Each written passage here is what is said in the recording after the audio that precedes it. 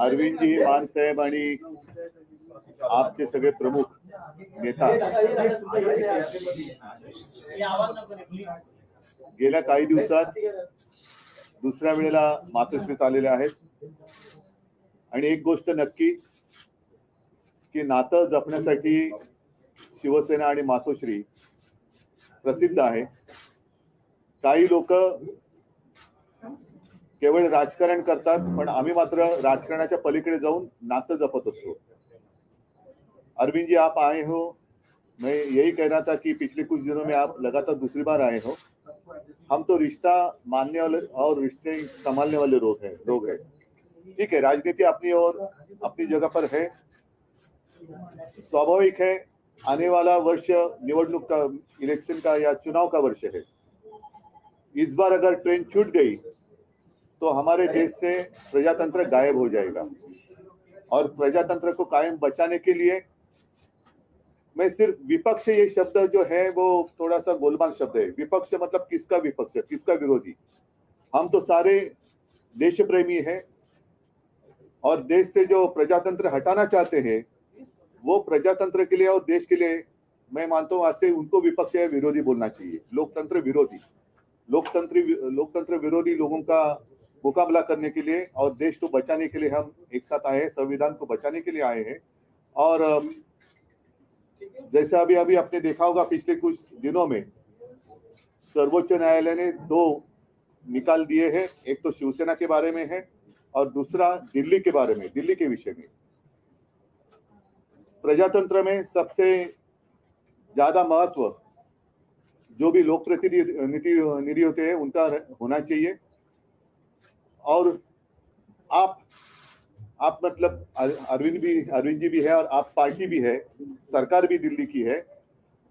उनके मैं साइड से नहीं कहता कि, लेकिन उनके बारे में जो सर्वोच्च न्यायालय ने एक फैसला दिया है वो एक प्रजातंत्र के लिए आवश्यक था, लेकिन उसके खिलाफ केंद्र सरकार ने काय म्हणतात त्याला वटहुकूम,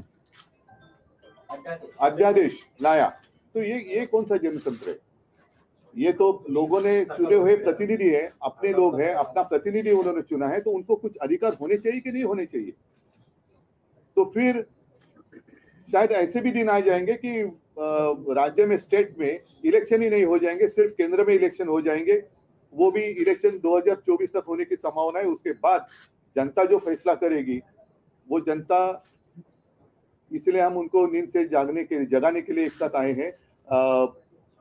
बाकी की जो बातें हैं मैं अरविंद जी आपको कहूंगा कि आप विस्तार से कहें, नहीं तो मैं ही सारी बातें कह दूंगा तो आपको कहने के लिए कुछ बचेगा. सबसे पहले मैं आप सब लोगों को शुक्रिया अदा करता हूं आज यहाँ आने के लिए. मैं उद्धव जी का, उनके पूरे परिवार का और उनकी पार्टी का अपनी तरफ से, अपनी पार्टी की तरफ से और हमारी पूरी टीम की तरफ से, हम जो लोग आए हैं सबकी तरफ से तहे दिल से शुक्रिया अदा करता हूँ. इतना उन्होंने अब हमें अपने परिवार का हिस्सा बना लिया है.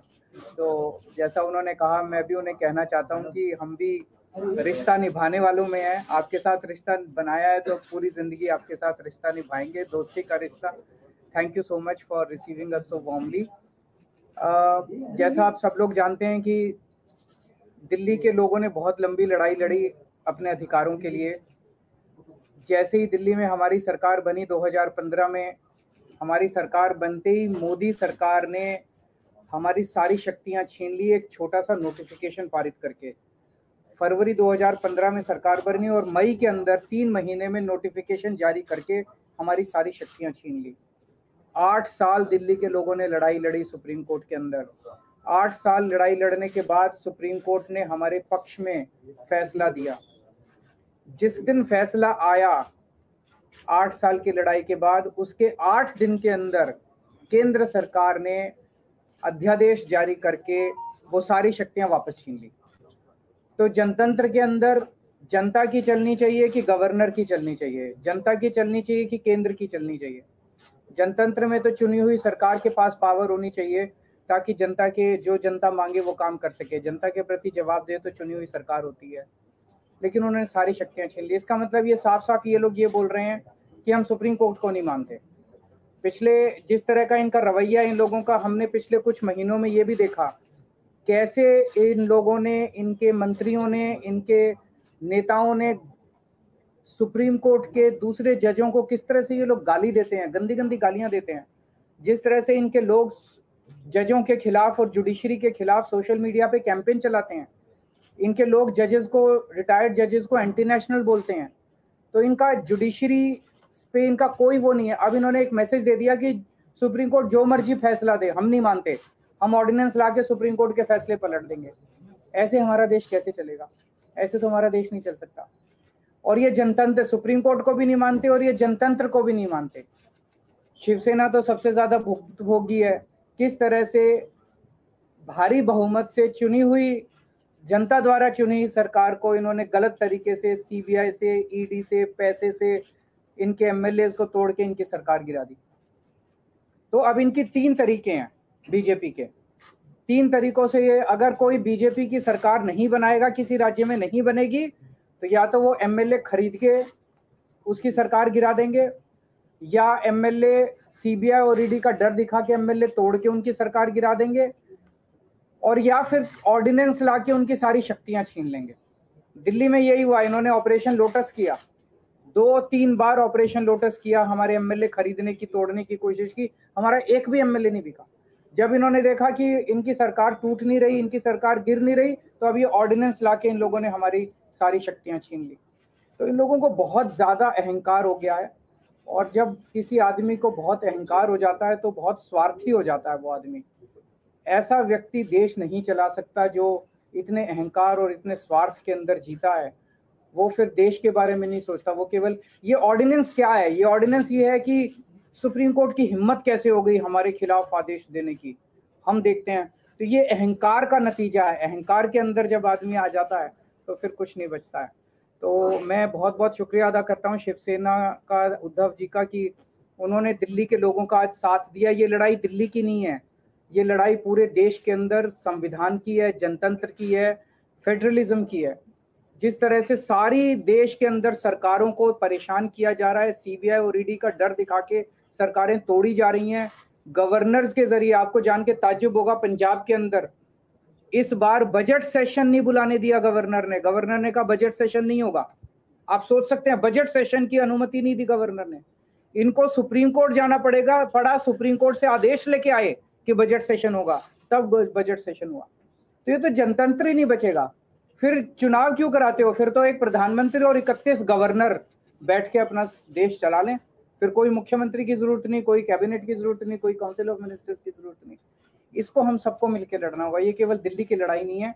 और शिवसेना ने हमें प्रॉमिस किया है कि जब ये संसद में बिल आएगा तो संसद में इसके खिलाफ दिल्ली वालों का समर्थन करेंगे।